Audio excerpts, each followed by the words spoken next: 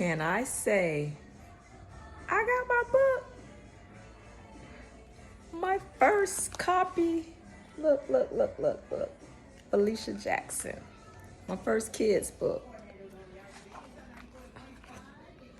Look at here, guys. Look at here. Well, I can't even begin to show you the illustrations.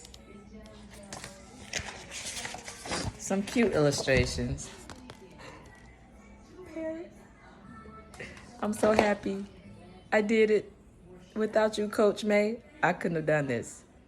I did it. My first children's book. Pete and his pet parrot. It has a message. Friends never leave friends. Thank you, Coach May. Thank you, God. Thank you. Wait for the next ones.